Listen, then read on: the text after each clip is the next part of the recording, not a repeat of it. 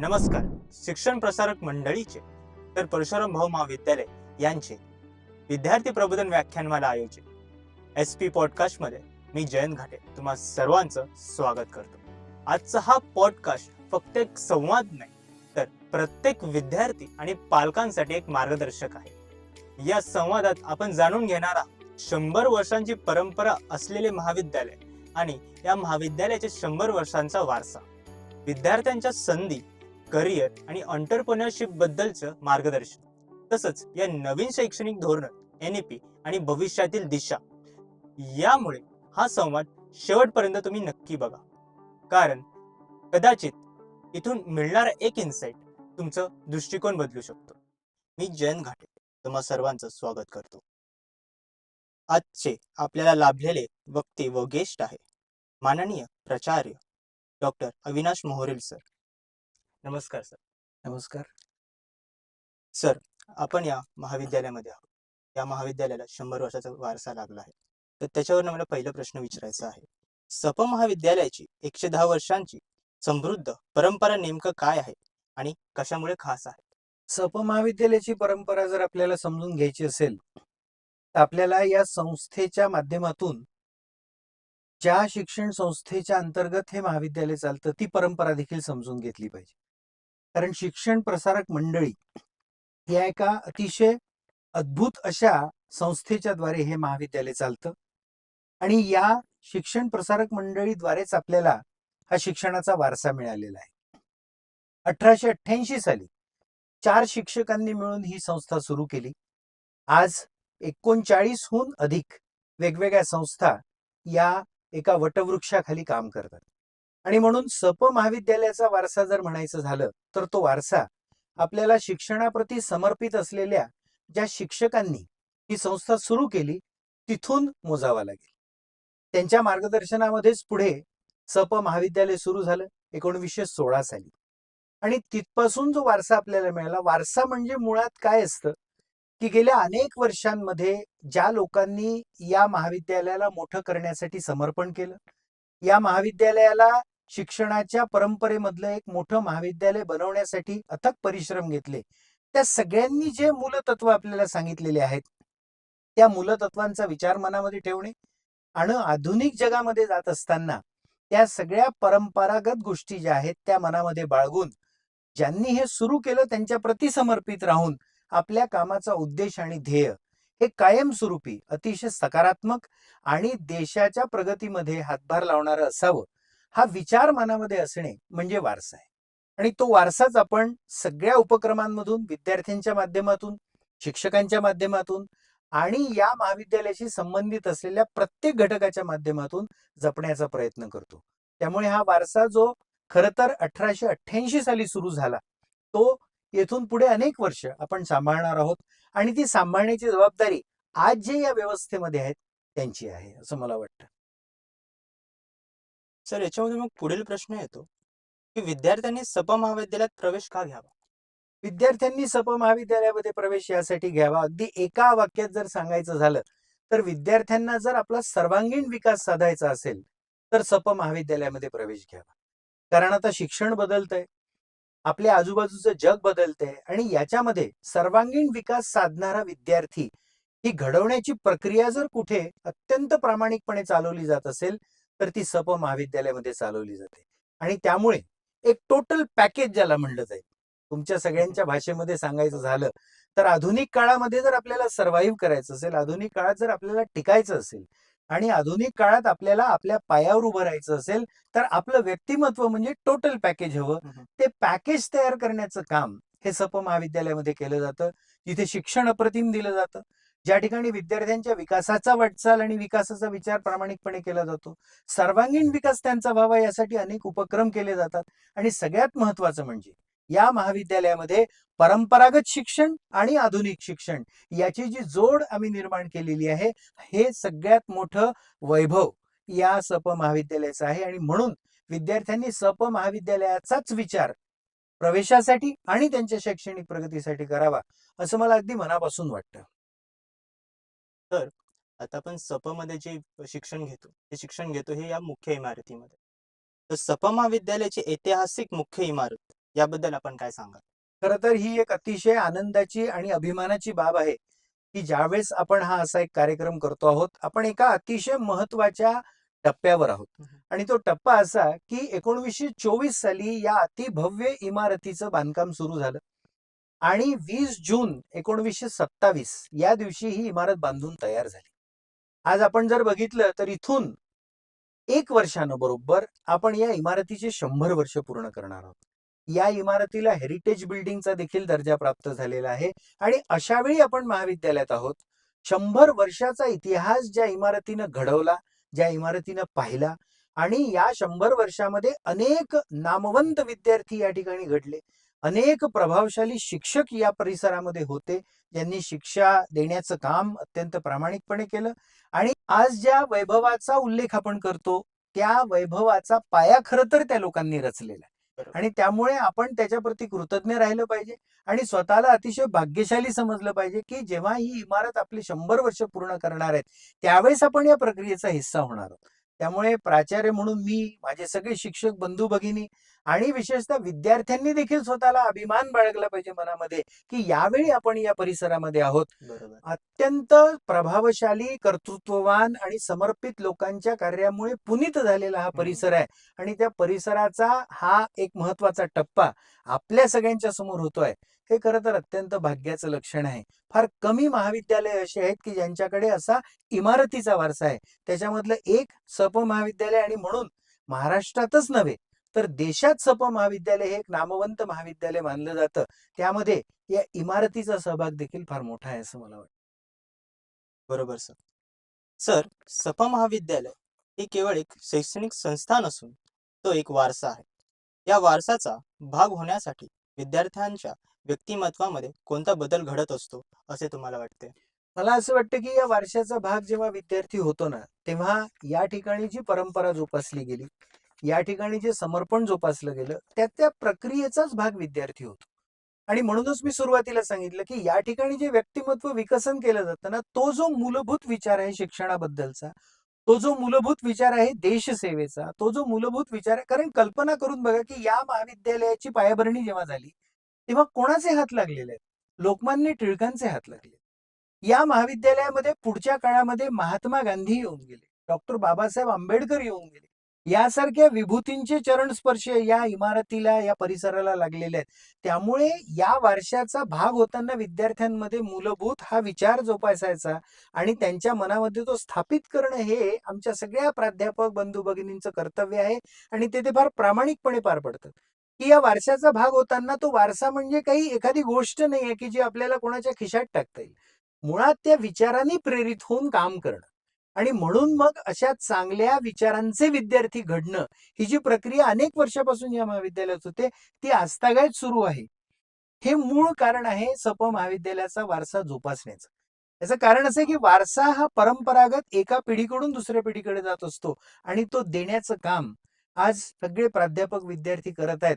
तोच महत्त्वपूर्ण भाग आहे असं मला वाटतं आणि इथलं वातावरण आणि इथली प्रक्रियाच अशी आहे, की जो कोणी इथे येतो, तो या वारशाचा भाग बनतो आणि मग तो विचार घेऊन बाहेर जाऊन त्या वारशाला अजून आपापल्या वर्तुळामध्ये पसरवण्याचा प्रयत्न करतो. ही खरी देण या सगळ्या सप महाविद्यालयाच्या परिसराची आणि वारशाची. सर, मला पुढील विद्यार्थ्यांसाठी प्रश्न आहे. नवीन शिक्षण धोरण म्हणजे NEP मुळे शिक्षण व्यवस्थेमध्ये कोणते बदल होत आहेत व नवीन प्रणालीमध्ये पदवीसाठी 4थ्या वर्षाची तरतूद केली आहे, ते नेमकं काय? 2 प्रश्न आहेत हे. त्यातला पहिला प्रश्न अतिशय महत्त्वाचा आहे असं मला वाटतं, की नवीन शैक्षणिक धोरण जे लागू करण्यात आलं, ते या देशासाठी अतिशय महत्त्वाचं आणि आवश्यक असं धोरण आहे. याचं कारण असं आहे, की ज्या पद्धतीनं या देशामध्ये शिक्षण दिलं जात होतं, ज्या शिक्षण प्रणालीमध्ये आम्ही शिकलो. माझी पिढी याच शिक्षण प्रणालीमध्ये शिकली, पण ते शिकत असताना किंबहुना गेल्या 30 वर्षामध्ये माझ्यासारख्या प्राध्यापक मित्र-मैत्रिणींना असं जाणवायचं, की विद्यार्थ्यांना बदलत्या काळामध्ये ज्या गोष्टी आवश्यक आहेत, त्या देण्यामध्ये कुठेतरी कमतरता निर्माण होते. आणि असा सगळा विचार मनामध्ये असतानाच नवीन शैक्षणिक धोरण आलं. आणि त्यामध्ये असे काही आमूलाग्र बदल करण्यात आलेले आहेत, जे विद्यार्थ्यांना अतिशय उपयोगी असेल. अगदी थोडक्यात सांगायचं झालं, तर मला जे बदल जाणवतात ते म्हणजे सध्याच्या जगामध्ये ज्या पद्धतीच्या नोकऱ्या किंवा ज्या पद्धतीचा उद्योग आता सुरू झालेला आहे, त्याला अनुरूप असणारं शिक्षण आणि त्याला अनुरूप असणाऱ्या कॉम्पिटन्सीज या विद्यार्थ्यांमध्ये डेव्हलप करण्यासाठी म्हणून जे बदल आता शिक्षण प्रक्रियेमध्ये केले जात आहेत, त्या सगळ्याचा अंतर्भाव या नवीन शैक्षणिक धोरणामध्ये करण्यात आलाय. जसं उदाहरणादाखल सांगायचं झालं तर कौशल्य विद्यार्थ्यांमध्ये असले पाहिजे वेगवेगळे. त्यामुळे कौशल्याधिष्ठित शिक्षण देणे हा एक बदल आहे. यासोबतच उद्योगाला चालना देण्यासाठी उद्योगासंबंधीची आस्था निर्माण व्हावी त्यासाठी म्हणून एंटरप्रेन्योरशिप डेव्हलपमेंट प्रोग्राम्स हे देखील अभ्यासक्रमामध्ये असले पाहिजे. हा भाग याच्यामध्ये आलेला आहे. एक आणखी महत्वाचा भाग जो मला वाटतो ना, तो म्हणजे याच्या आधीपर्यंत कसं होतं, की वेगवेगळ्या फॅकल्टीज ज्या होत्या, वेगवेगळे विषय जे होते, याच्यामध्ये मोठमोठ्या भिंती होत्या. म्हणजे या विषयाचं काय चाललंय ते त्या विषयाला माहित नाही. या फॅकल्टीचं काय चाललंय ते त्या फॅकल्टीला माहित नाही. पण आता एक फार सुंदर संकल्पना जी मल्टी डिसिप्लिनरी आणि इंटर डिसिप्लिनरी कन्सेप्ट्समध्ये आलेली आहे, की कला शाखेचा विद्यार्थी असेल, त्याला विज्ञानातलं काही कळलं पाहिजे. विज्ञान शाखेचा विद्यार्थी असेल, त्याला कॉमर्समधलं काही कळलं पाहिजे. अशा पद्धतीच्या या भिंती दूर करून हा जो नॉलेज फ्लो आहे, ज्ञानाचं एकमेकांकडे नेण्याचं जे प्रसारण आहे ना, हे फार महत्वाचं आहे आणि हे आता यामधून साध्य केलं जाणार आहे. यासोबतच काही महत्वाचे विषय जे 10व्या वर्गापर्यंत टर्मिनेट होत होते. तसं उदाहरणादाखल मी आपल्याला सांगतो, की समजा या देशाला डॉक्टर बाबासाहेब आंबेडकरांनी संविधान दिलं. या संविधानाचा अभ्यास हा विद्यार्थ्यांनी करायचा. तर याच्या आधी आपण कधीपर्यंत करत होतो? 10वी पर्यंत तो अभ्यास करत होतो. 10वी पर्यंत नागरिक शास्त्रामध्ये त्याबद्दल शिकवलं जायचं. पण त्यानंतर जर एखादा विद्यार्थी विज्ञानाला गेला, 11वी-12वी त्यांनी विज्ञान केलं. त्यानंतर त्यांनी BSc केलं, त्यानंतर त्यानं MSc केलं, मग त्यानं PhD केलं. या संपूर्ण अभ्यासक्रमामध्ये संविधानासारखा महत्वाचा विषय ज्यावेळी तो खरं मोठा होतोय, ज्यावेळी तो विद्यार्थी त्या विद्यार्थ्याचा विचार तयार होतोय, त्यावेळेस तो नव्हता. पण आता नॅशनल एज्युकेशन पॉलिसीमध्ये नव्या शिक्षण धोरणामध्ये हे जे व्हर्टिकल्स तयार करण्यात आले, ज्याच्यामध्ये इंडियन नॉलेज सिस्टीम आहे, IKS आहे, VEC आहे, ज्याच्यामध्ये व्हॅल्यू एज्युकेशन कोर्स आहे. याच्यासोबत आता आपण MSc ला पाहतो, की PG ला आपण 4th इयरला आता इंडियन कॉन्स्टिट्यूशन हा विषय मॅन्डेटरी करण्यात आला. म्हणजे पदव्युत्तर अभ्यासक्रमाला असणारे विद्यार्थी इंडियन कॉन्स्टिट्यूशन म्हणजे आपल्या भारतीय संविधानाचा अभ्यास करणार, जो त्यांना एक चांगला नागरिक बनवण्याच्या दृष्टीने महत्वाचा आहे. आणि म्हणून खरं शिक्षणाचा हेतू काय आहे, की एक चांगला नागरिक घडला पाहिजे. त्याला मार्क्स किती मिळाले पाहिजे हे महत्वाचं तर आहेच. पण त्याहून महत्वाचं असं आहे, की त्या प्रणालीतून खरा नागरिक घडला पाहिजे. आणि मग नागरिक घडवण्याच्या ज्या प्रक्रिया आहेत, त्या आतापर्यंत फक्त 10वी पर्यंत होत्या. म्हणजे ते विषय 10वी पर्यंत होते. पुढे मात्र आपण केवळ केंद्रीभूत एका विषयाचा अभ्यास केला. आता तसं नाही. आपल्याला आता सर्वंकष वेगवेगळ्या विषयांचा अभ्यास करता येतो आणि हा एक महत्वाचा भाग आहे. एक आणखी भाग महत्वाचा जो नॅशनल एज्युकेशन पॉलिसीमध्ये मला वाटतो, जो OJT किंवा इंटर्नशिप म्हटलेला आहे, की कामाची प्रत्यक्ष सवय त्या कंपनीमध्ये जाऊन किंवा एखाद्या ऑफिसमध्ये जाऊन तिथे त्याला प्रत्यक्ष कामाची सवय आपल्याला द्यायची आहे. कारण तो ग्रॅज्युएट झाल्यानंतर, तो पदवीधर झाल्यानंतर त्याला नोकरी मिळाली पाहिजे, त्याला उद्योग करता आला पाहिजे. मग हे सगळं त्यानं पदवी झाल्यानंतर करायचं का? तसं नाही होत. पदवी सुरू असताना त्याचा तो अभ्यास होतो. जसं सप महाविद्यालयामध्ये मला अगदी आग्रहपूर्वक हे सांगणं गरजेचं वाटतं, आपण BA सिव्हिल सर्व्हिसेस नावाचा कोर्स सुरू केला, जो एक अत्यंत आकर्षक कोर्स आहे. अनेक वेळा आपण असं पाहतो, की स्पर्धात्मक परीक्षांची तयारी मुलं ग्रॅज्युएशन झाल्यानंतर करतात. इथे हा BA सिव्हिल सर्व्हिसेसचा कोर्स आहे, की त्याचा अभ्यास हा ग्रॅज्युएशन करतानाच होणार आहे. असे अनेक नवीन-नवीन कोर्सेस आपण का करू शकलो? केवळ नॅशनल एज्युकेशन पॉलिसीमुळे. नवीन शैक्षणिक धोरण हे अत्यंत विद्यार्थीभिमुख आहे. विद्यार्थ्यांसाठी ते आवश्यक आहे. अडचण छोटीशी फक्त यामध्ये अशी झालेली आहे, कारण कधी-कधी आपल्याला मला हे सांगणं गरजेचं वाटतं, की कधी-कधी राष्ट्रीय शिक्षा धोरणाबद्दल नकारात्मक बोललं जातं. का बोललं जातं? कारण त्याची अंमलबजावणी नीट केली जात नाही. त्याची अंमलबजावणी करणाऱ्या व्यवस्था अजून तयार झालेल्या आहेत. पण मुळात धोरण जर पाहिलं, तर डॉक्टर कस्तुरी रंगन साहेबांच्या नेतृत्वामध्ये असणाऱ्या समितीनं हे बनवलेलं आहे आणि हे संपूर्णपणे विद्यार्थ्याला विकसित करण्याचं धोरण आहे. आणि यामध्येच जो दुसरा प्रश्न विचारला, की 4थं वर्ष जे दिलेलं आहे, ते 4थं वर्ष यासाठी आहे, की अनेक वेळा विद्यार्थ्यांना परदेशामध्ये शिक्षणासाठी जायला लागतं. भारतातले अनेक विद्यार्थी परदेशात शिक्षणासाठी जातात आणि त्या ठिकाणी 4 वर्षाची जर डिग्री असेल, तर तिथे पोस्ट ग्रॅज्युएशनला सरळ प्रवेश मिळतो आणि त्यासाठी म्हणून एक तर याची सुरुवात करण्यात आली आहे. दुसरं म्हणजे एखाद्या विषयाचा केंद्रीभूत अभ्यास जर करायचा असेल, तर 1 वर्ष ॲडिशनल त्याच्यामध्ये देण्यात आलेलं आहे, ज्याला आपण पोस्ट ग्रॅज्युएट डिप्लोमा म्हणणार आहोत. आणि तिसरा महत्वाचा प्रकार, की ऑनर्स विथ रिसर्च, की ज्या विद्यार्थ्यांना संशोधन करायचं आहे, त्या विद्यार्थ्यांनी कसं आहे, विद्यार्थ्यांचे वेगवेगळे गट असतात. विद्यार्थ्यांच्या वेगवेगळ्या आवडी असतात. विद्यार्थ्यांचं वेगवेगळं व्यक्तिमत्व असतं. काही विद्यार्थी हे ग्रॅज्युएशन झाल्याबरोबर नोकरीला लागतात. त्यामुळे ते ग्रॅज्युएशन नंतर बाहेर पडून आपली नोकरी करू शकतात. काही विद्यार्थी हे पोस्ट ग्रॅज्युएट डिप्लोमा करून मग पुढे पीजीला देखील जाऊ शकतात दुसरं वर्ष. पण ज्यांचा संशोधनाचा कल आहे, अशा विद्यार्थ्यांना ऑनर्स विथ रिसर्च देऊन एखाद्या विषयामध्ये, जसा इकॉनॉमिक्स विषय असेल, हिस्ट्री असेल, केमिस्ट्री असेल, त्याच्यामध्ये जी आवड आहे आणि त्याच्यामध्ये संशोधन करण्याची जर त्याची खरीच तयारी असेल, तर त्याच्यासाठी एक दालन उपलब्ध होतं, की त्याचं 4th year honours with research झाल्याबरोबर तो पीएचडीला जाऊ शकतो, त्याला प्रवेश मिळू शकतो. आणि ही खरी संकल्पना या 4थ्या वर्षामागची आहे. अरे वा. आपण सप महाविद्यालयामध्ये देखील काही विषयांमध्ये हे 4थं वर्ष आता सुरू करणार आहोत आणि त्याचा फायदा निश्चित विद्यार्थ्यांना होईल असं मला वाटतं. एकंदरीत नवं शैक्षणिक धोरण हे विद्यार्थ्यांसाठीच आहे आणि त्याचा प्रचंड फायदा विद्यार्थ्यांना येणाऱ्या काळामध्ये होणार आहे. बरोबर सर. आमच्यासारख्या विद्यार्थ्यांना हा फायदा नक्कीच खूप लाभदायक आहे. तसंच पुढील पुढील प्रश्न असा येतोय मला, की सप महाविद्यालयाची स्वायत्तता विद्यार्थ्यांच्या प्रगतीसाठी कशी फायदेशीर आहे? फार जास्त फायद्याची आहे. आपलं कॉलेज ऑटोनॉमस आहे, स्वायत्त आहे. आणि स्वायत्त असण्याचे जे फायदे आहेत ना, त्यातला सगळ्यात महत्त्वाचा फायदा असा आहे, की आपले अभ्यासक्रम आपण विद्यार्थ्यांना आवश्यक असलेल्या गोष्टी देण्यासाठी बदलवू शकतो. आणि त्याचा अधिकार आपल्याकडे आहे.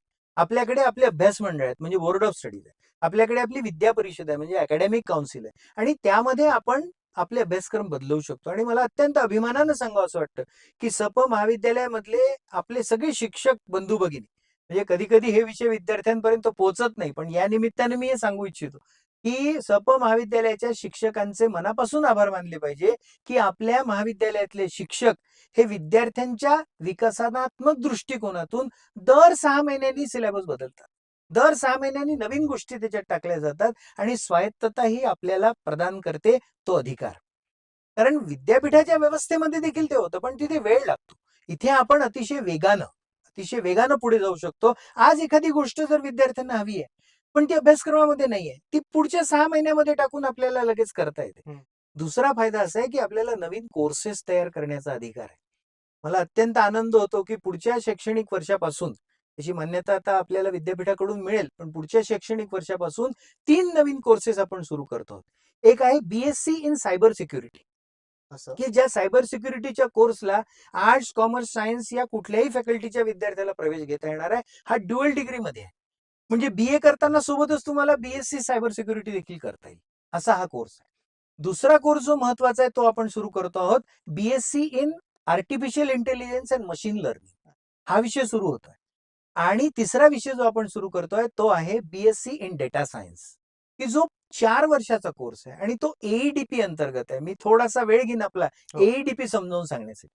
Apprenticeship embedded degree program. या असं. प्रोग्रामचं वैशिष्ट्य असं आहे, की 4 वर्षाचा हा कोर्स आहे, म्हणजे 8 सेमिस्टरचा कोर्स आहे. याच्यामध्ये शेवटचे 3 सेमिस्टर विद्यार्थी कंपनीतच राहणार आहेत. हो. आपण टाय अप करणार आहोत आणि आपले विद्यार्थी कंपनीत राहणार. 3 सेमिस्टर संपूर्णपणे कंपनीत राहणार. अजून ॲडव्हान्टेज तुम्हाला सांगतो, की त्या विद्यार्थ्यांना अप्रेंटिसशिप अलाउन्स मिळणार आहे ₹12,500 महिना. अरे वाह! म्हणजे तुम्ही विचार करा, की 3 सेमिस्टर जर आपण विचार केला, तर जवळपास 18 महिन्याचा कालावधी आहे. 18 महिने विद्यार्थ्यांना ₹12,500 महिना देखील मिळेल. आपण तो बोट नावाचं एक बोर्ड आहे, त्याच्यासोबत कॉन्ट्रॅक्ट करतोय आणि त्याचा 4 वर्षाचा कोर्स संपल्याबरोबर तो विद्यार्थी त्या कंपनीमध्ये नोकरीला लागण्यासाठी तयार राहणार आहे. अरे वाह! हे ॲडव्हान्टेज आपण करतो. हे सगळं कशामुळे होऊ शकतं? या महाविद्यालयातल्या शिक्षकांच्या अतिशय प्रभावी आणि दूरगामी विचार करण्याच्या सवयीमुळे एक, आणि दुसरं आपल्याला स्वायत्तता असल्यामुळे.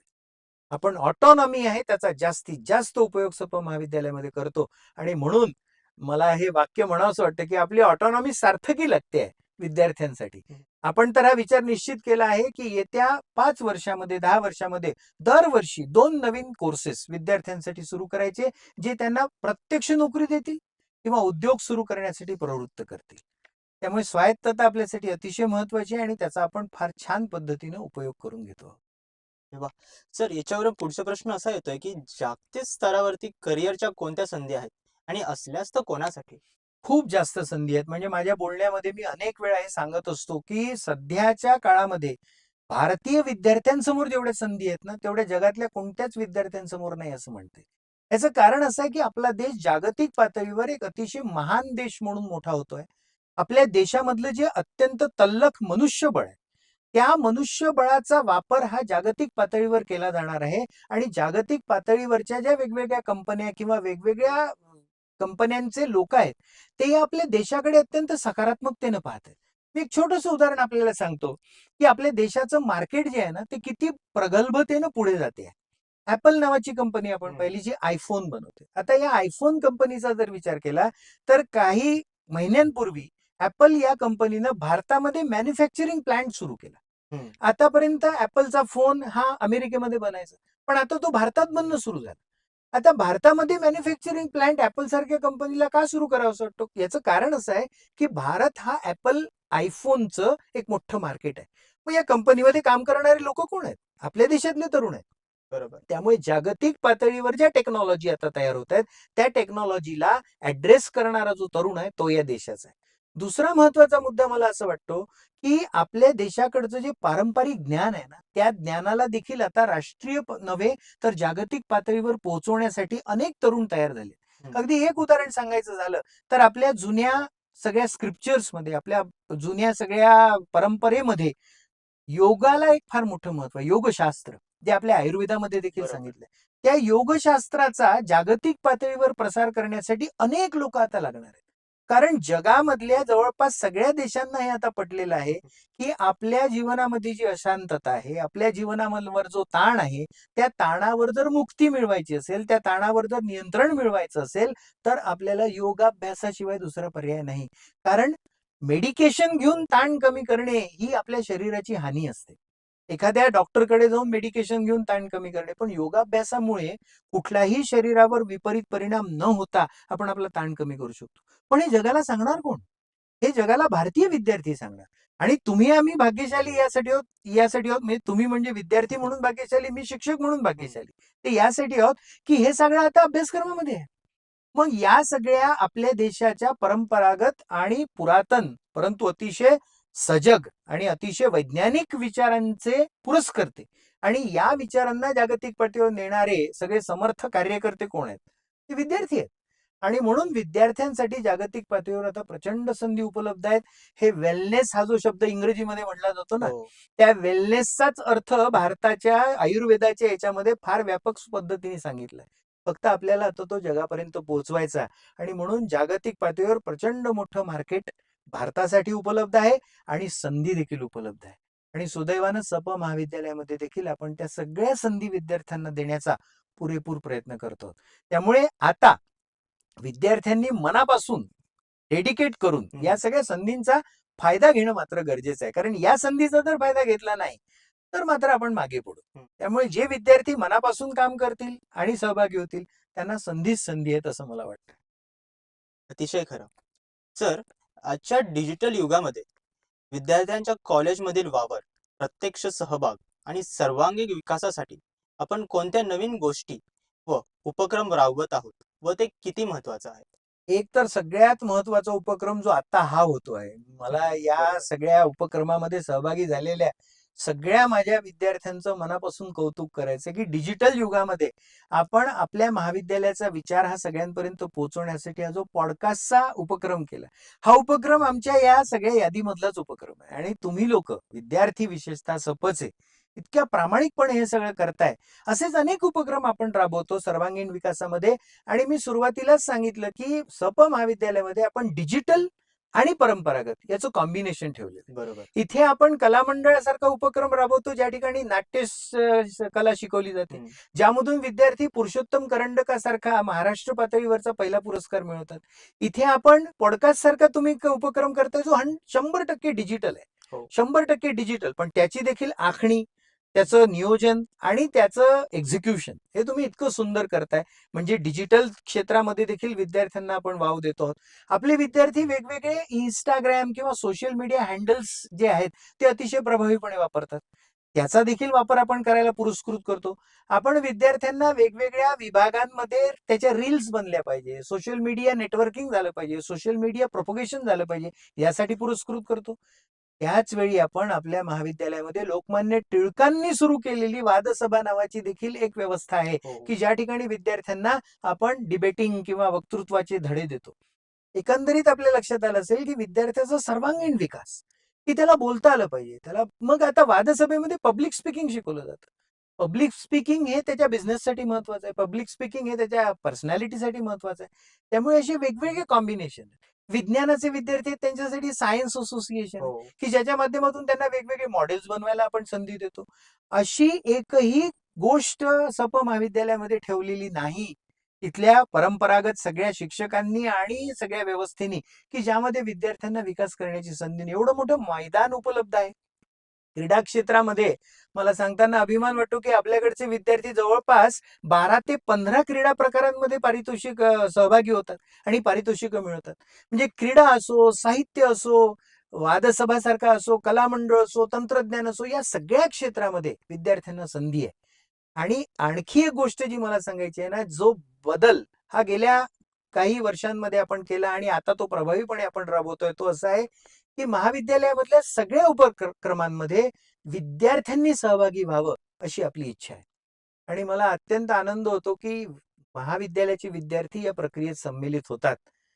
इथे आवर्जून मला एक गोष्ट ती नमूद करायची आहे, ती म्हणजे गेल्या महिन्यामध्ये महाविद्यालयामध्ये आपण 16 राष्ट्रीय सेमिनार, नॅशनल सेमिनार आणि 6 नॅशनल कॉन्फरन्सेस घेतले. अरे वा. पण हा सगळा रिसर्चच्या संबंधित एवढे मोठे उपक्रम घेतले असताना यामधली सगळ्यात महत्वाची गोष्ट कुठली असेल तर विद्यार्थ्यांचा सहभाग. विद्यार्थ्यांनी अत्यंत तन्मयतेने या सगळ्याचं ऑर्गनायझेशन केलं आणि म्हणून मी सुरुवातीलाच आपल्याला सांगितलं, की सप महाविद्यालयामध्ये आलेला विद्यार्थी हा सर्वांगीण विकास घडवून बाहेर कसा पडेल आणि जगातल्या आपल्या कामावर सपच्या संस्काराची छाप कशी पाडेल, हा विचार मनामध्ये ठेवून इथे काम केलं जातं आणि त्या सगळ्या संधी आपण विद्यार्थ्यांना देत राहतो. सर, जसं आता आपण बोललो डिजिटल युगाबद्दल. या डिजिटल युगामध्ये एक नवीन टर्म आलाय, तो आहे एंटरप्रेन्योरशिप. ज्याची खूप क्रेज आहे. आपलं भारत सरकार पण त्याला खूप प्रोत्साहित करत आहे. तर सप महाविद्यालयामध्ये याच्यावरती काय प्रयत्न चालू आहेत? आपण जो एकंदर विद्यार्थ्यांसाठी आलेख तयार केला आहे, याच्यामध्ये 2 भाग आहेत, की एक तर विद्यार्थ्यांनी नोकरी मिळवावी. हं. पण नोकऱ्या तेवढ्या उपलब्ध नाही. ज्या प्रमाणात विद्यार्थी ग्रॅज्युएट होत आहेत, ज्या प्रमाणात विद्यार्थी पोस्ट ग्रॅज्युएट होत आहेत, तेवढ्या प्रमाणात नोकऱ्या उपलब्ध नाही. मग दुसरा पर्याय काय तर त्यांनी मग व्यावसायिक बनावं, त्यांनी उद्योजक बनावं, त्यांनी नोकऱ्या देणारं बनावं. हं. पण मग ते देण्यासाठी म्हणून आपल्याकडे व्यवस्था काय तर आपल्याकडे त्या व्यवस्था आपण आता उभ्या करतो आहे. काही प्रमाणात त्या झालेल्या देखील आहेत. उद्योजकता विकास शिबिर हे महाविद्यालयामध्ये घेतलं जातं. उद्योजकता विकास सेमिनार घेतले जातात. उद्योजकांची थेट भेट घडवून आणणे हे देखील केलं जातं. हो. हे आपल्याकडे मध्यंतरी BBA विभागाच्या अंतर्गत हे करण्यात आलं, की या महाविद्यालयामध्ये खरं तर हे पॉडकास्टच्या माध्यमातूनही आपल्याला पोहोचवायचं आहे, हं, की या महाविद्यालयामध्ये BBAचा एक विद्यार्थी असा आहे, की जो उद्योजक आहे आणि ज्याची 100 कोटीपेक्षा जास्त वर्थ असणारी कंपनी आहे. किसानियत म्हणून त्याचे वेगवेगळे स्टॉल्स त्यांनी वेगवेगळे आउटलेट्स पुण्यामध्ये आणि वेगवेगळ्या ठिकाणी सुरू केले आहे. 100 कोटीपेक्षा जास्त वर्थ व्हॅल्यू असणारा विद्यार्थी आपल्या महाविद्यालयाचा आहे. त्याच्या माध्यमातूनही विद्यार्थ्यांना सांगणे. यासोबतच महाविद्यालयामध्ये जो अभ्यासक्रम आपण करतो ना, त्या अभ्यासक्रमामध्ये देखील उद्योजकता विकास हा आपला एक महत्वाचं प्राधान्याचं क्षेत्र असतं आणि विद्यार्थ्यांना हे समजावून सांगणं. फक्त झालं काय याच्यामध्ये, की हे जे परंपरागत विषय आपल्याकडे आहेत, त्या विषयांमध्ये आता याचा अंतर्भाव करणं आपण सुरू केलेला आहे आणि लवकरच महाविद्यालयामध्ये एक इन्क्युबेशन सेंटर सुरू करून त्या इन्क्युबेशन सेंटरच्या माध्यमातून इन्क्युबेशन सेंटर हा फार छान कन्सेप्ट आहे.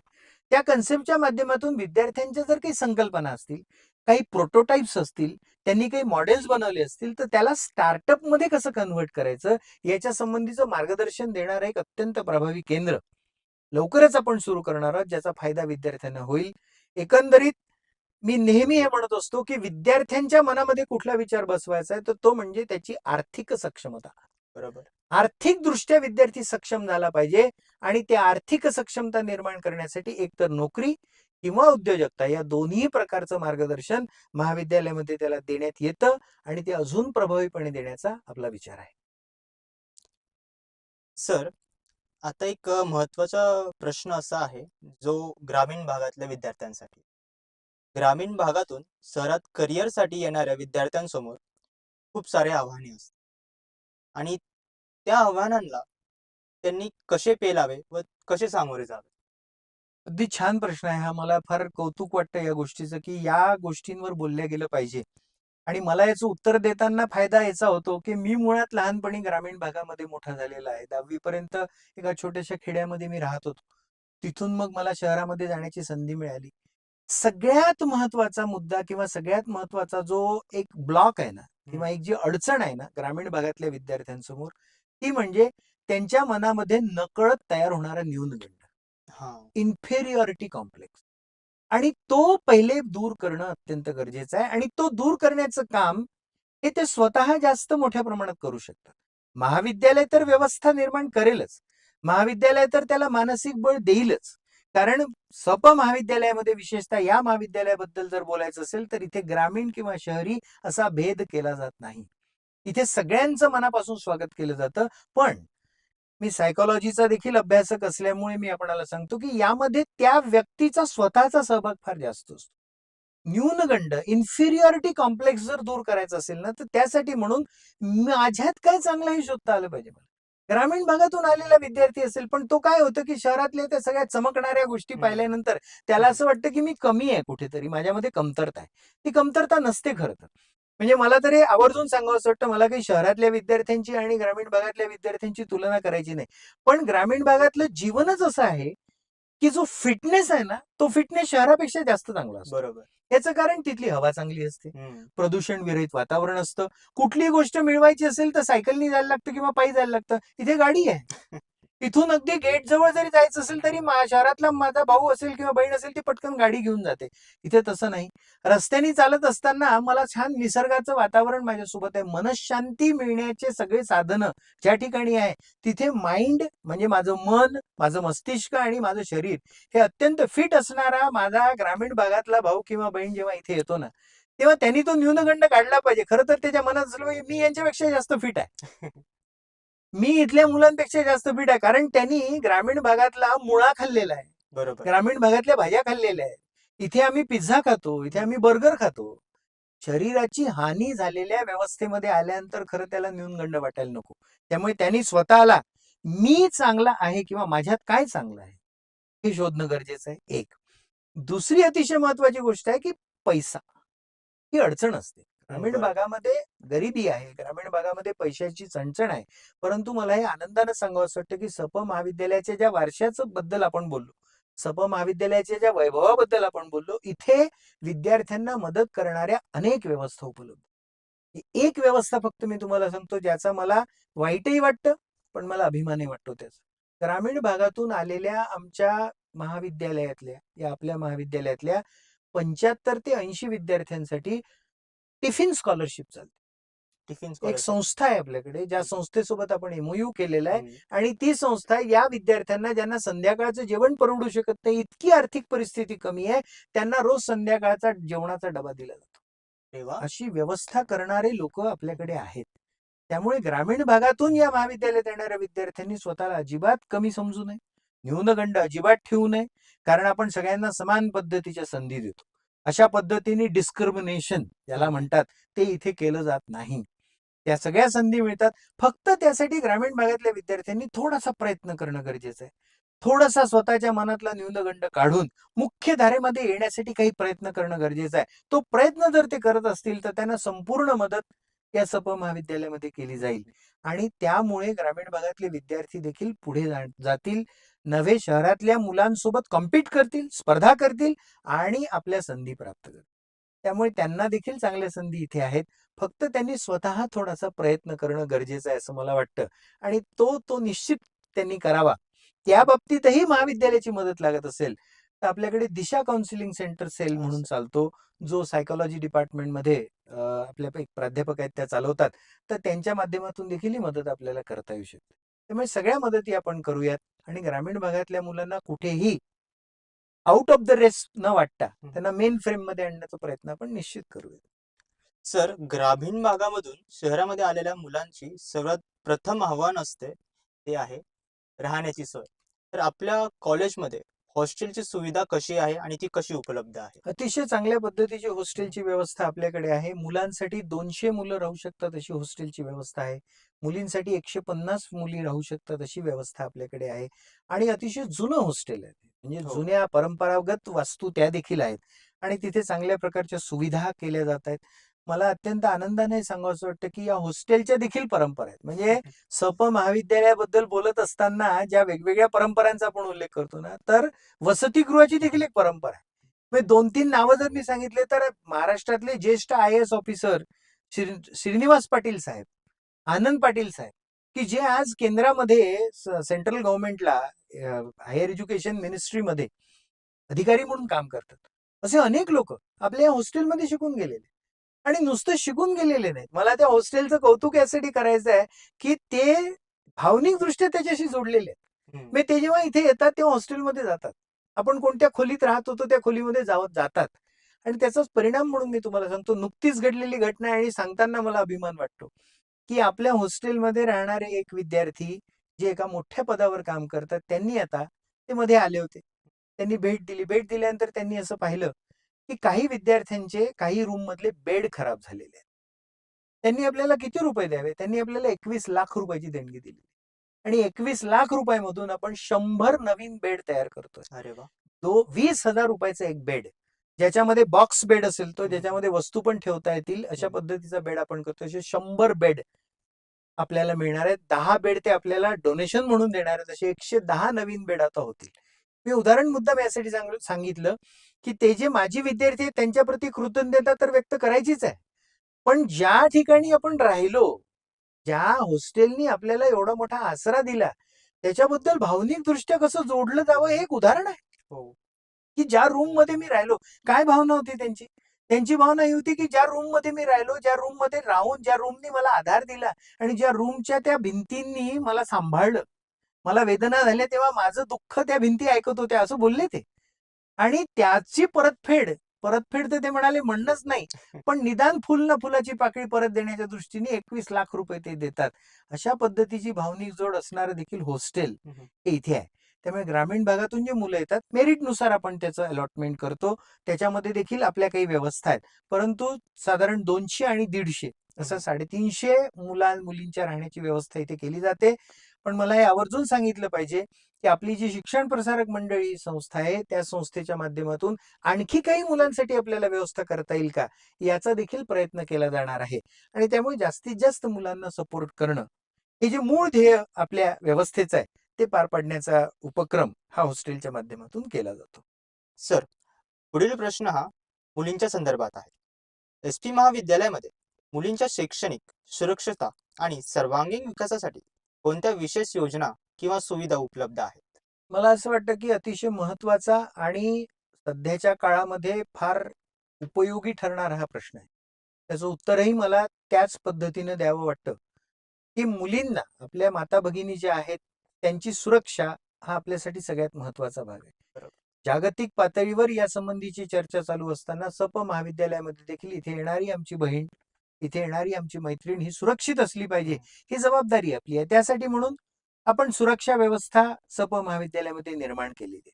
आपण प्रत्येकाचं नाव विचारून महाविद्यालयामध्ये प्रवेश देतो. आपण ही सगळी सुरक्षा व्यवस्था करताना शासनाच्या माध्यमातून चालवल्या जाणाऱ्या ज्या समित्या आहेत, त्या समित्यांचं कार्यान्वयन देखील आपण चांगल्या पद्धतीने केलेलं आहे. जसं पॉश म्हणून एक व्यवस्था आहे, एक समिती आहे, prevention of sexual harassment at workplace. तर सेक्शुअल हॅरॅसमेंट मध्ये काय की अपमानजनक बोलणे किंवा एखादी वाईट गोष्ट उच्चारणे किंवा एखाद्या महिलेचा अपमान होईल अशा पद्धतीचं वर्तन करणे, हे देखील त्याच्यामध्ये येतं. त्याला रोखण्यासाठी आपल्याकडे व्यवस्था आहे, समिती आहे, तशा तक्रार केली जाऊ शकते, त्याच्यावर कारवाई होऊ शकते. पण मला असं वाटतं यासोबतच हे सगळं करत असताना याचा थोडासा व्यापक जर विचार केला ना, तर मला असं वाटतं महिलांची, विशेषतः विद्यार्थिनींच्या सुरक्षेची जबाबदारी ही सगळ्यांची आहे.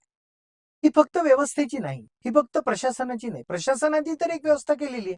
आपण एक आग्रह असा धरलेला आहे की महाविद्यालयामध्ये येणाऱ्या प्रत्येक विद्यार्थ्यानं आयडेंटिटी कार्ड घातलं पाहिजे. त्याला जे दिलेलं आहे ते आयडेंटिटी कार्ड त्याच्या गळ्यात असलं पाहिजे. अनेक वेळा विद्यार्थी असे असतात की जे आयडेंटिटी कार्ड घालत नाहीत किंवा आयडेंटिटी कार्ड त्यांच्याजवळ नसतो.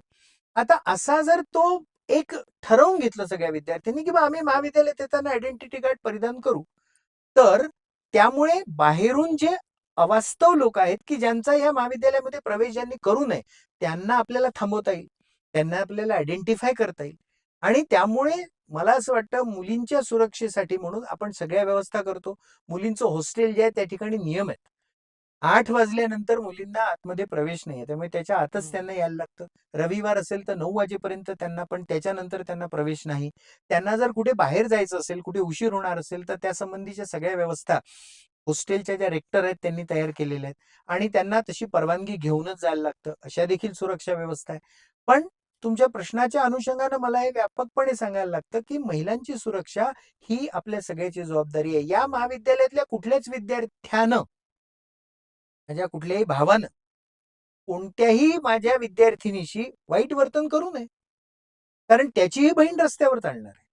त्याचीही बहीण बसमध्ये बसणार आहे. त्याचीही बहीण कुठल्या तरी महाविद्यालयात जाणार आहे. मग त्याच्या बहिणीसोबत जर तसं झालं तर त्याला कसं वाटेल? त्यामुळे कुठल्याही मुलीशी वाईट वर्तन करताना, चुकीचं वर्तन करताना मनामध्ये हे आलं पाहिजे, की माझ्याही घरी माझी एक बहीण आहे आणि तिलाही तसा त्रास होऊ शकतो. त्यामुळे विद्यार्थी जे आपले सगळे आहेत, म्हणजे मेल स्टुडंट्स, या सगळ्यांनी एक सुरक्षा कवच जर तयार केलं ना, तर मला नाही वाटत की कोणाची हिंमत होऊ शकते की आपल्या महाविद्यालयामध्ये कुठल्या विद्यार्थ्यांशी गैरवर्तन करतील. एवढी ताकद आहे आपली.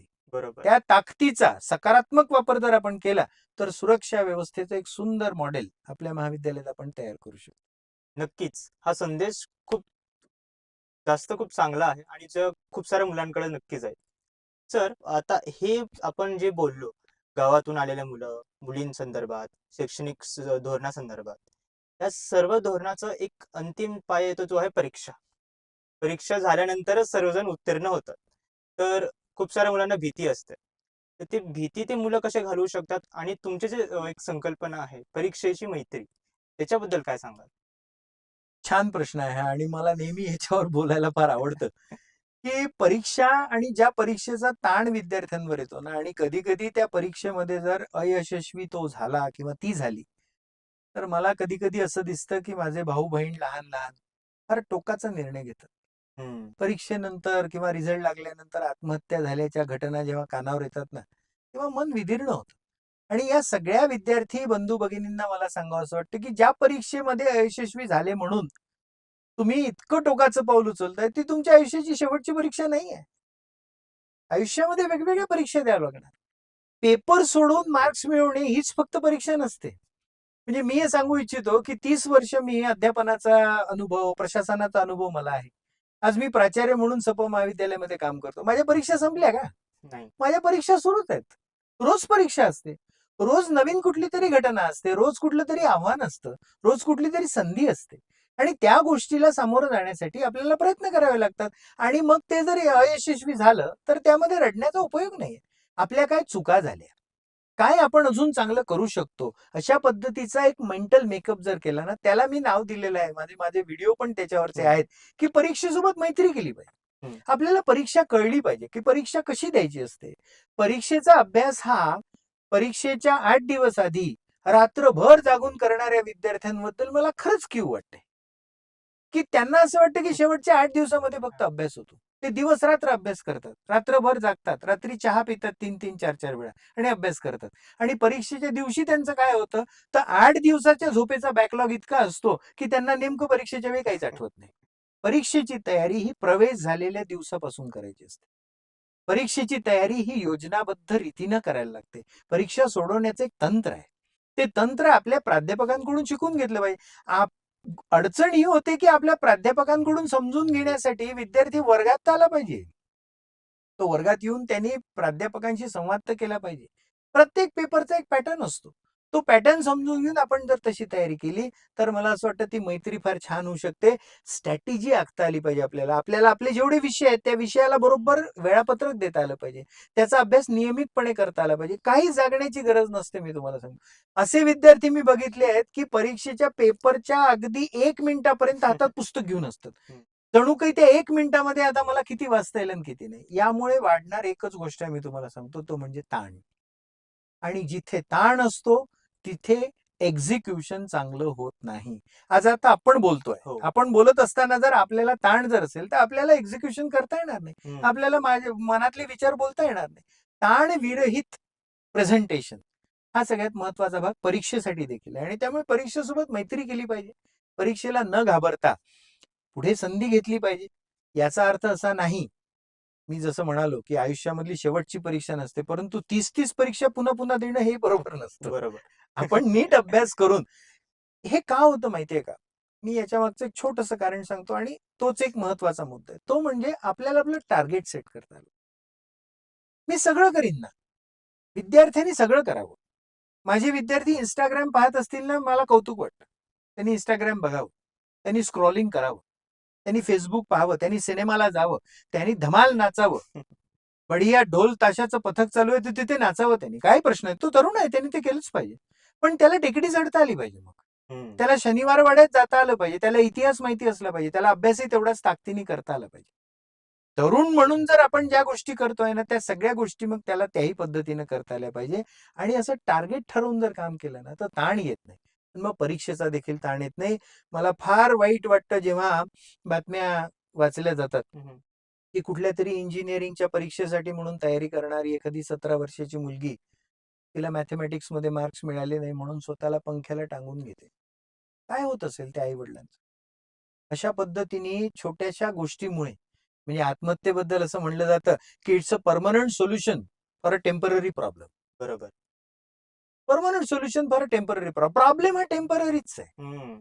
नाही जमत ना. म्हणजे आपण अगदी व्यक्तिगत आणि छान पारिवारिक स्वरूपात बोलतोय म्हणून मी तुम्हाला सांगतो. मी आता या महाविद्यालयाचा प्राचार्य म्हणून काम करतो.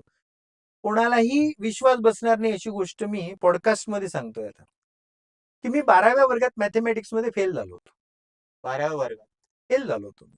सायन्स विषय घेतला, हा. जमलं नाही, फेल झालो. त्यानंतर BSc केलं, ते जमलं नाही. त्यानंतर माझ्या लक्षात आलं, की मला आर्ट्स केलं पाहिजे म्हणून. त्यानंतर मी BA केलं, त्यानंतर मी MA केलं आणि MA करून संत गाडगेबाबा अमरावती विद्यापीठामध्ये गोल्ड मेडल मिळालं. काय हे झालं? माझं मोठेपण नाहीये ते, मला मार्ग बरोबर मिळाला. अनेक वेळा परीक्षेमध्ये अपयश येण्याचं कारण हे असतं, की मला मार्गच सापडलेला नसतो. त्यामुळे आपल्याला आपलं इव्हॅल्युएशन करता आलं पाहिजे आणि मैत्री करता आली पाहिजे परीक्षेसाठी. म्हणून मी ते परीक्षेसोबत मैत्री असं सांगत असतो. कारण परीक्षेमध्ये अपयश आलं म्हणून जीव जाणे याच्यासारखी वाईट गोष्ट मला असं वाटतं कुठलीच नाही. अतिशय बरोबर सर.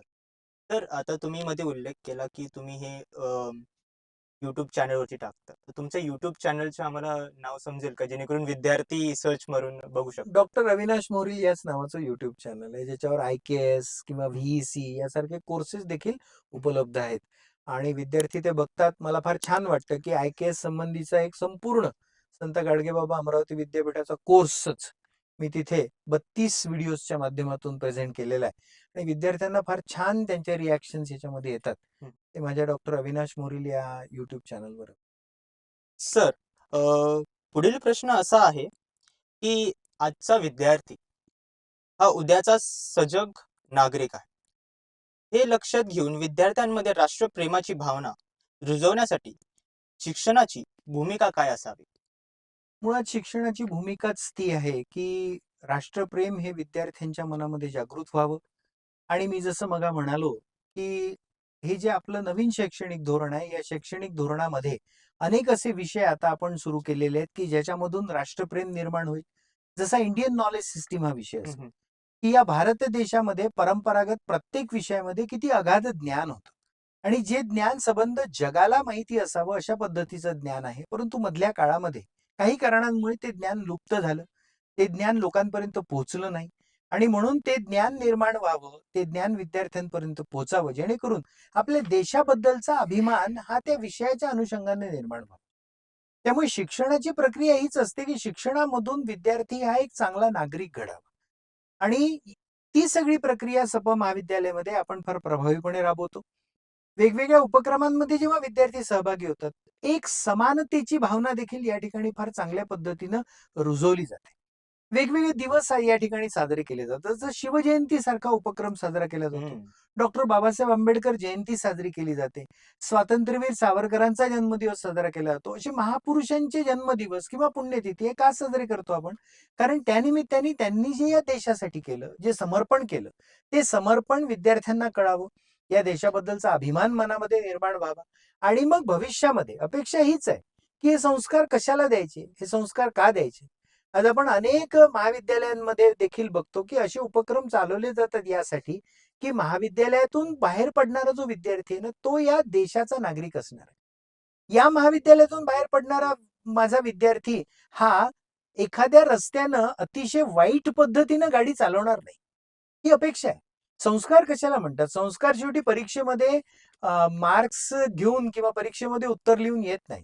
त्याचं वागणं कसं आहे, त्याचं बोलणं कसं आहे, सामाजिक दृष्टीने तो कसा आहे, चांगल्या गोष्टी आहेत तो कसा वावरतो, हे सगळं जेव्हा बघितलं जातं तेव्हा तो संस्कार रुजवण्यासाठी म्हणून वेगवेगळे उपक्रम, सांघिक भावना, आपण सगळे एकत्रित आहोत ही भावना. कारण समाजामध्ये आपण गेल्यानंतर कधी कधी असं जाणवतं की आपल्याला माणसामध्ये भेद कसा निर्माण होईल याच्या व्यवस्था असतात. माणूस हा माणसापासून वेगळा कसा आहे, मग तो जात असेल, धर्म असेल, पंथ असेल, या वेगवेगळ्या भावनेतून माणसापेक्षा माणूस वेगळा कसा आहे असं सांगण्याचा प्रयत्न केला जातो. पण शिक्षणाच्या माध्यमातून मात्र आपण सगळे एक आहोत. आपण फक्त या देशाचे नागरिक आहोत. महाविद्यालयासारख्या अतिवैभवशाली परंपरा असलेल्या महाविद्यालयाचे विद्यार्थी आहोत आणि आपल्याला स्वतःला सक्षम होऊन या देशाच्या विकासात्मक वाटचालीमध्ये सहभाग द्यायचा आहे, ही भावना मनामध्ये ठेवून काम करणं, इतकीच भूमिका ही शिक्षणाची असते आणि ती अत्यंत प्रामाणिकपणे पार पाडण्याचं काम आपण करतो आहे आणि त्यामधूनच चांगला नागरिक घडेल असं मला वाटतं. हेच खरं देशप्रेम आहे. अजून काय असतं वेगळं देशप्रेम? खरोखरच सर. सर, देशप्रेमाची आता आपण गोष्ट केली. तर याच्यामध्ये मला आता एक थोडा पर्सनल प्रश्न आहे. प्रश्न असा आहे, की असं समजा की तुम्ही आता 20 वर्षाचे विद्यार्थीच आहात. तर तुम्ही 20 वर्षाचे विद्यार्थी आत्ता असताना तुम्ही भविष्याचे काय निर्णय घ्याल? 20 वर्षाचा विद्यार्थी असतो तो भविष्यासाठी एक निर्णय तर पहिले घेतला असता की मी महाविद्यालयामध्ये प्रवेश घेतला असता. इथे प्रवेश घेऊन इथे विद्यार्थ्यांसाठी उपलब्ध असलेल्या ज्या व्यवस्था आहे ना, त्या व्यवस्थांचा मी माझ्या व्यक्तिमत्व विकसनामध्ये फायदा करून घेतला असता. मी राष्ट्रीय सेवा योजना जॉईन केली असती किंवा मी NSA जॉईन केलं असतं किंवा मी NCC जॉईन केलं असतं. त्या माध्यमातून माझ्या व्यक्तिमत्वाला विकसित करण्याचा मी प्रयत्न केला असता. याशिवाय मी जर विद्यार्थी असतो तर ही गोष्ट मला अगदी आवर्जून सांगावीशी वाटते की माझ्या करिअरसाठी मी किमान 3 किंवा 4 ऑप्शन ठेवलेले असते. काय होतं, एक कुठला तरी ऑप्शन घेऊन विद्यार्थी काम करतात. तसं स्पर्धात्मक परीक्षांची तयारी. पण स्पर्धात्मक परीक्षांची तयारी करताना जर 4-5 वर्ष आपण मेहनत घेतल्यानंतरही जर आपल्याला यश मिळालं नाही, तर काय करायचं? त्यानंतर एक अतिशय वाईट गोष्ट घडते, ती म्हणजे फ्रस्ट्रेशन यायला लागतं. ते टाळण्यासाठी माझ्याजवळ एक 3-4 गोष्टी हव्यात आणि त्या 3-4 गोष्टीचा पर्याय मी ठेवला असता. आणि अजून एक महत्वाची, की या जगामध्ये जर जगायचं असेल, आपल्याला आपल्या पायावर उभं राहायचं असेल, तर आपल्याला निश स्किल्स पाहिजे. निश हा इंग्लिश शब्द आहे. निश म्हणजे वेगळे, इतर लोकांपेक्षा वेगळे कौशल्य. मग काही लोक व्हॉइस ओव्हरचं काम करतात. आपल्याला माहिती असेल हो. की व्हॉइसचं ट्रेनिंग घेतात. आवाज कसा असला पाहिजे याचं ट्रेनिंग घेतात. कारण ते सामान्य माणसांजवळ नसतं, अनेकांजवळ नसतं. असे निश स्किल्स मी डेव्हलप केले असते आणि माझ्या आयुष्यामध्ये मोठं होण्यासाठी महाविद्यालयाच्या सगळ्या व्यवस्थांचा, इथल्या टीचर्सचा, इथल्या सगळ्या ज्ञानाचा आणि इथल्या सुविधांचा फायदा करून घेतला असता, जेणेकरून भविष्यात मला काहीतरी चांगलं मोठं होता आलं असतं माझ्या आयुष्यामध्ये. पण सर, अर्थातच तुम्ही आता ज्या पदावर आहात, ती मोठीच गोष्ट आहे. तर पुढचा प्रश्न असा येतोय, की मी आता तुमच्याबद्दल रिसर्च केली होती. तुम्ही विदर्भातून इथं पुण्यामध्ये आलात, म्हणजे मध्ये आलात. तर इथं आल्याचा तुमचा अनुभव कसा आहे आणि तुम्हाला काय नवीन समजायला व जाणून घ्यायला भेटलं? खरं आहे. मी विदर्भातल्या अमरावती या गावावरून आलो आहे. माझं सगळं शिक्षण, माझी नोकरी हे सगळं तिथे झालं. तिथे आल्यानंतर मला जे 2-3 बदल जाणवले ना, एक तर मला माझ्या आई-वडिलांनी जे संस्कार दिले त्यामुळे लोकांमध्ये राहणं, लोकांमध्ये पटकन मिसळणं, हे फार मेहनत त्याच्यासाठी लागत नाही, परिश्रम लागत नाही. मला ते सहज जमतं. त्याच्यामध्येही माझं मोठेपण नाही, माझ्या आई-वडिलांचे तसे संस्कार आहेत. पण मला जी गोष्ट जाणवली ना, ती म्हणजे या ठिकाणी विद्यार्थ्यांच्या दृष्टीने जर विचार केला, तर विदर्भामध्ये मी जिथून आलो त्याच्यापेक्षा जास्त एक्सपोजर आहे. जास्त संधी आहेत. मला जर कुठे उद्योजक व्हायचं असेल, तर या ठिकाणी अनेक कंपन्या आहेत आजूबाजूला, इंडस्ट्रियल एरिया आणि त्यामुळे मला नोकरी मिळण्याची संधी जास्त आहेत. माझ्या कलागुणांना वाव मिळतो. म्हणजे समजा मला नाटकात काम करायचंय. मग त्या नाटकात काम करण्यासाठी मला जे काही नाट्य क्षेत्रातलं मार्गदर्शन हवं असतं, ते मार्गदर्शन मिळवण्यासाठी मला इथे प्रत्यक्ष नाटकं पाहावे लागतात. आज पुण्यासारख्या ठिकाणी रोज एक नाटक आहे हो. किंवा आपल्याला इतकं उपलब्ध होतं. मी ज्या गावाला होतो त्या गावाला नाटकाची वाट पाहावी लागते कारण इथून लोक तिथे येतात. त्यामुळे संधींचा जर विचार केला तर त्या संधी तुलनात्मक दृष्टीनं इथे मला जास्त वाटतात विद्यार्थ्यांसाठी. दुसरा एक बदल मला जो जाणवतो तो म्हणजे एकंदर व्यवस्था माझ्या दृष्टीने मोठी आहे. म्हणजे मी विद्यापीठामध्ये काम केलं होतं त्यासारखीच ही व्यवस्था आहे आणि त्यामुळे मला तो एक बदल जाणवतो की एक मोठी व्यवस्था या ठिकाणी आहे आणि आपण सगळे मिळून एकत्रितपणे काम करतो. एक बदल अजून मला जो जाणवतो तो म्हणजे विद्यार्थ्यांचा जो सहभाग आहे, तो सहभाग त्या संधींच्या अनुषंगाने थोडासा जास्त आहे. आणि सगळ्यात उल्लेखनीय गोष्ट जी मला वाटते ना, ज्याचा ज्याचा मला फार अभिमान वाटतो, मला आनंद वाटतो. या ठिकाणी आपण मेंटर-मेंटी फार छान पद्धतीने डेव्हलप केलेले आहे. म्हणजे एन-एस-एस असेल तर एन-एस-एसमध्ये जुने जे एन-एस-एसचे विद्यार्थी आहेत ते येऊन सध्याच्या विद्यार्थ्यांना मार्गदर्शन करतात. एन-सी-सीचं तसंच आहे, कला मंडळाचं तसंच आहे. वेगवेगळ्या क्षेत्रामधून या महाविद्यालयातून तयार होऊन गेलेले विद्यार्थी यांचा महाविद्यालयाशी जो कनेक्ट आहे ना, तो कनेक्ट मला फार आवर्जून उल्लेख करावासा वाटतो आणि त्याचं मला फार कौतुक वाटतं. हे साधारण बदल मला जाणवतात. बाकी परिवाराचा घटक म्हणून 1 ऑगस्ट 2025 रोजी म्हणजे माझा अमरावतीचा परिवार अजूनही आहे, माझा परिवार आहे. पण हा परिवार त्याच्यामध्ये जॉइन झाला. हो. म्हणजे माझा मोठा झाला परिवार. त्यामुळे या परिवाराचा आता मी सदस्य आहे. त्याही परिवाराचा मी सदस्य आहे. पण मला पारिवारिक असल्यासारखंच वाटतं. सगळे प्राध्यापक, बंधू-भगिनी अत्यंत मनापासून सहकार्य करतात. विद्यार्थी प्रेम करतात. मनापासून आपल्या मनातलं बोलायला लागलेत आता ते. त्यामुळे मला इतकं छान वाटतं, की मी या परिवाराचाच घटक असल्यासारखा आहे. त्यामुळे काही फार फरक तसा मानसिकदृष्ट्या आणि माझ्या एकंदर वावरामध्ये फार झालेला नाही असं मला सर, आता आपण सहप महाविद्यालयाचे प्राचार्य आहात. तर प्राचार्य असल्या नात्याने तुमचं महाविद्यालयाचे विजन काय आहे? पुढचे 5 ते 10 वर्षाचे विजन काय आहे महाविद्यालयासाठी? खूप छान आणि महत्वाचा प्रश्न आहे. याबद्दलची जी माहिती आहे ना, ही या सगळ्या व्यवस्थेमध्ये काम करणाऱ्या प्रत्येकाला असली पाहिजे. आणि मला इथं हे आवर्जून सांगावसं वाटतं, की हे जे विजन किंवा हे जे मी मांडतोय ना, हे माझं नाहीये. ज्या शिक्षण प्रसारक मंडळीच्या माध्यमातून आपलं कॉलेज चालतं, त्या शिक्षण प्रसारक मंडळीचे जे सगळे पदाधिकारी आहेत, त्यांचं हे विजन आहे. या ठिकाणी काम करणाऱ्या शिक्षकांचं, शिक्षकेतर कर्मचाऱ्यांचं हे विजन आहे. कारण शिक्षकांसोबत या महाविद्यालयातला शिक्षकेतर कर्मचारी जो घटक आहे ना, तोही फार महत्वाचा आहे.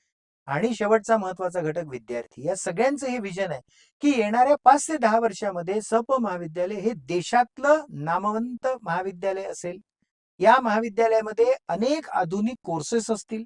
ज्या कोर्सेसच्या माध्यमातून विद्यार्थ्यांना आपल्याला आत्मनिर्भर करण्याच्या दृष्टीनं, स्वतःच्या पायावर उभं राहण्याच्या दृष्टीनं सगळ्या व्यवस्था निर्माण करण्यात येतील. आपल्याकडे अत्यंत चांगलं इन्फ्रास्ट्रक्चर, चांगल्या सुविधा आपण निर्माण करणार आहोत आणि ज्याचा फायदा विद्यार्थी घेतील. आत्ता ज्या स्टुडिओमध्ये बसून, हे ज्या महाविद्यालयाच्या रेकॉर्डिंग स्टुडिओमध्ये बसून आपण हा कार्यक्रम करतो, किमान असे 3 ते 4 स्टुडिओ या महाविद्यालयामध्ये असतील आणि जास्तीत जास्त विद्यार्थी याचा फायदा घेतील. समाजापर्यंत आपला विचार पोहोचवण्यासाठी याचा फायदा करून घेतील.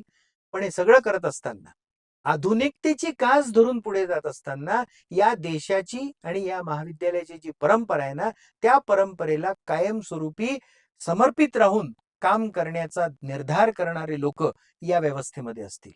म्हणजे आपल्या देशाची पर्यायानं महाविद्यालयाची परंपरा सांभाळणारी व्यवस्था आणि आधुनिकतेकडे जाणारी परंपरा या दोन्हीचा जोड देणारं एक अत्यंत सुंदर महाविद्यालय, ज्या ठिकाणी सर्वांना समान वागणूक मिळेल, सर्वांना समान संधी मिळेल आणि महाविद्यालयामध्ये येणाऱ्या विद्यार्थ्याच्या पालकांना अतिशय प्रभावीपणे आपल्याला हे सांगता येईल, की तुम्ही मोठ्या विश्वासानं तुमच्या पल्ल्याला या महाविद्यालयामध्ये पाठवता, त्याची संपूर्ण जबाबदारी आम्ही घेतोय. आणि पुढील काळामध्ये मग ते 3 वर्षाचा कालावधी असेल किंवा 5 वर्षाचा कालावधी असेल, या 5 वर्षाच्या कालावधीमध्ये त्याला आम्ही इतकं सक्षम बनवून समाजामध्ये पाठवणार आहोत, की तो या देशाच्या वेगवेगळ्या परिस्थितीमध्ये वेगवेगळ्या क्षेत्राचं नेतृत्व करण्यासाठी तयार असेल. असे नेतृत्व घडवणारं महाविद्यालय आपलं असेल असं मला वाटतं आणि हे विजन ठेवूनच आपण काम करूयात. तुम्ही सगळे विद्यार्थी जे या पद्धतीनं आधुनिकतेची कास धरून हा महाविद्यालयाचा विचार म्हणजे आपल्या संस्थेचा विचार, आपल्या पदाधिकाऱ्यांचा विचार आणि विद्यार्थ्यांचा विचार, मी त्याचं एक इन्स्ट्रुमेंट आहे फक्त. माझ्या माध्यमातून तो येतोय, पण माझ्या पाठीशी या सगळ्या लोकांचं बळ आहे. तो सगळा विचार पोहोचवण्याचा जो प्रयत्न करताय, याचं मी मनापासून कौतुक करतो आणि तुमचं खूप अभिनंदन करतो, की तुमच्यासारख्या विद्यार्थ्यांमुळेच सप महाविद्यालयाचा गौरव आहे आणि तो कायम राहील असं. हो सर, नक्कीच. विद्यार्थी मित्रांनो, आज आपला हा पॉडकास्ट इथंच संपतोय. थँक्यू. विद्यार्थी मित्रांनो, आजच्या या संवादातून आपल्याला खूप महत्त्वाचे इन्साईट मिळाले आहेत. पण हा संवाद इथेच संपत नाही. या पॉडकास्टचा पार्ट 2 लवकरच येणार आहे. त्यामुळे तोही नक्की पहा. कारण पुढील भागात अजून काही महत्त्वाचे मुद्दे आपल्या समोर येणार आहेत. धन्यवाद.